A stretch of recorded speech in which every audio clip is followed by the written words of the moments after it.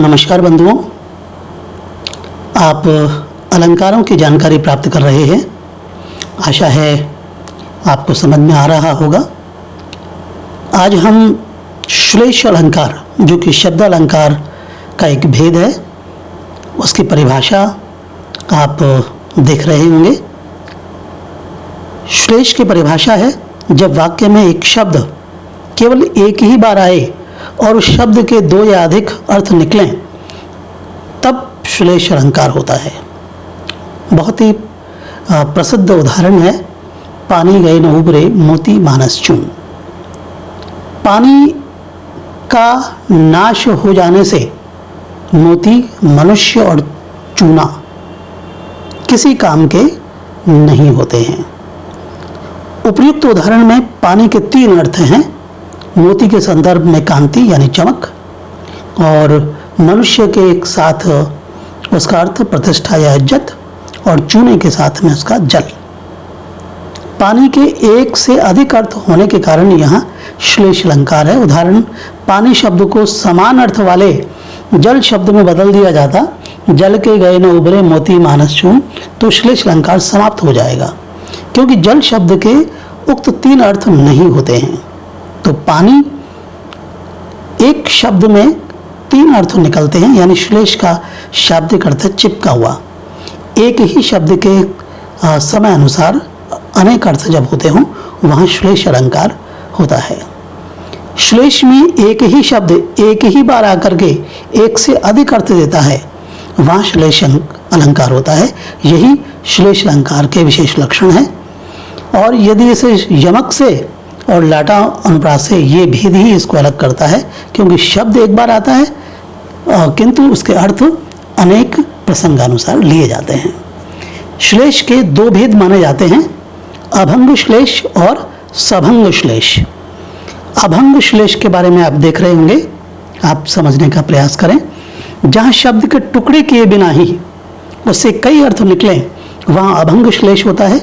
जैसे ऊपर के आपने देखा पहले, जैसे कि पहले के उदाहरण में आपने देखा कि पानी शब्द के तीन अर्थ बिना शब्द के टुकड़े किए निकल करके आए, अतः यहाँ अभंग श्लेष अलंकार हुआ। पानी गए न उबरे मोती मानस चून, तो पानी शब्द में इसमें टुकड़े नहीं हुए, तो यह जो उदाहरण है अभंग श्लेष अलंकार का है।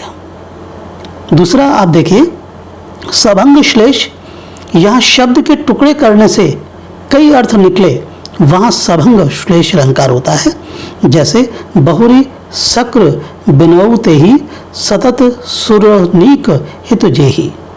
अर्थात आप इन उदाहरणों को देखें। सुरानीक शब्द के दो अर्थ होते हैं, सुर अनीक। सुर अनीक का मतलब है, पहला अर्थ है देव, सेना, और दूसरा अर्थ है सुरानीक अर्थात अच्छी शराब। तो यहाँ शब्द के टुकड़े होने के बाद में आपने देखा कि यहाँ शब्द के टुकड़े होने पर एक से अधिक अर्थ निकले, इसलिए शब्द के टुकड़े हुए सभंग हुआ और तब इसके भिन्न अर्थ निकले। श्लेष अलंकार को लोग उभय अलंकार मानते हैं, अर्थात यह शब्द अलंकार भी होता है। अर्थात शब्द श्लेष में एक शब्द के कई अर्थ होते हैं, वहाँ एक शब्द के स्थान पर यदि दूसरा पर्यायवाची शब्द रख दिया जाए तो वहाँ शब्द श्लेष नहीं रहेगा। अर्थ श्लेष में अनेक अर्थ नहीं होते, परंतु वे ऐसे होते हैं कि दो या अधिक पदों से लग सकते हैं, उनके स्थान पर पर्यायवाची प्रयुक्त होने पर भी अर्थ बना रहता है। जैसे शब्द श्लेष के अंतर्गत आप ध्यानपूर्वक समझें। चरण धरत शंका करत भावत नींद निशोर, सुवर्ण को ढूंढत विरत कवि कामिया रुचोर। सुवर्ण जो शब्द है, इसी में श्लेष अलंकार का अर्थ निहित है, शब्द श्लेष है यह। सुवर्ण के तीन अर्थ माने जाते हैं। पहले यह थे, चरण धरत शंका करत भावत नींद निशोर, सुवर्ण को ढूंढत फिरे कवि।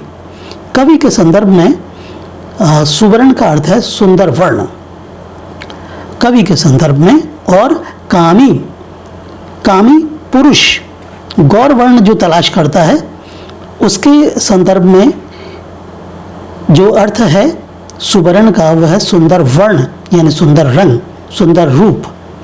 और अरु चोर, चोर के संदर्भ में सुवर्ण का अर्थ है सोना, स्वर्ण, जिसको चोर ढूंढता है। इसी प्रकार चरण का एक अर्थ पैर है या कदम है। चोर तथा कामी के को कदम बढ़ाते भय लगता है। चरण का दूसरा अर्थ कविता का चरण है, छंद के चरण है। तो आपने देखा कि चरण के स्थान पर कदम और सुवर्ण के स्थान पर कोई दूसरा शब्द अगर रख देते तो दोहे का अर्थ वो उतना आनंददायक नहीं होता। अतः यहाँ आपने चरण और सुवर्ण शब्द में शब्द श्लेष हुआ। तो इस प्रकार से श्लेष अर्थ के संदर्भ में ये शब्द श्लेष अलंकार हुआ। इसी प्रकार से अर्थ श्लेष अलंकार भी होता है।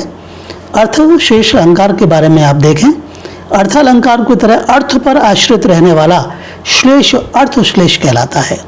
नर की अरु नल नीर की गति एक कर जोई, जेतु नीचो हुए चले तेतो ऊंचो होई। बिहारी ने कहा कि जेतु यहाँ नीचो और ऊंचो इन पदों में श्लेष है, अर्थात नर के पक्ष में नीचो हुए यानी कि नम्र होकर के, और नल नीर के पक्ष में निम्नगामी होकर के अर्थ है। इसी तरह होय नर के पक्ष में श्रेष्ठ और जल के पक्ष में ऊंचा चढ़ना अर्थ निकलता है। इन श्लिष्ट शब्दों के स्थान पर इनके पर्यायवाची शब्द रख देने से भी इनका अर्थ में कोई हानि नहीं होती। अतः यहाँ अर्थ श्लेष समझना चाहिए। तो ये इस प्रकार से आज आपने समझा श्लेष अलंकार, जिसके अंतर्गत अभंग श्लेष, सभंग श्लेष, शब्द श्लेष, अर्थ श्लेष। और आपने ये भी जाना कि श्लेष और यमक अलंकार में जो अंतर होता है, श्लेष में शब्द एक ही बार आता है, इसमें आवृत्ति का कोई आवश्यक नियम नहीं होता, एक ही बार प्रयुक्त अर्थ होता है, जबकि यमक शब्द में शब्द की आवृत्ति होती है और अर्थ भिन्न होता है। तो इसी प्रकार से आपने आज श्लेष अलंकार के बारे में जानकारी प्राप्त की। धन्यवाद।